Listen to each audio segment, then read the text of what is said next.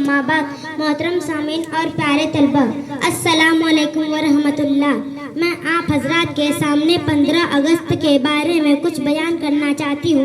अजीज़ाने मिल्लत, जब हिंदुस्तान की मुक़द्दस सरजमीन पर अंग्रेज़ों का नापाक साया पड़ा और अपनी शातिराना व अय्याराना चालों से यहाँ के मालिक बन बैठे, जब बाशिंदगाने हिंद पर तरह तरह के जुल्मों सितम के पहाड़ तोड़े जाने लगे, जब हिंदुस्तानियों को गुलाम बनाया जाने लगा, जब हिंदुस्तानियों का खून उनके पसीनों से भी अर्जा होने लगा, तो ऐसे नाजुक व पुरफितन दौर में सबसे पहले जिन शख्स ने पूरी जुर्अत व बेबाकी के साथ फतवा जारी किया वह शाह अब्दुल अजीज देहलवी रहमतुल्लाह अलैह हैं।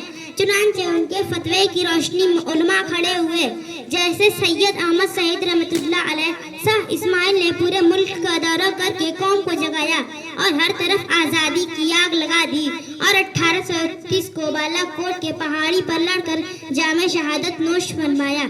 मैं इस शेर के साथ अपनी तकरीर को ख़त्म करती हूँ कि आज़ादी वह चीज़ नहीं जो मिल जाए आसानी से, आज़ादी वह चीज़ नहीं जो मिल जाए आसानी से, हासिल होती है यह नेमत हिम्मत और कुर्बानी से। अस्सलाम वालेकुम।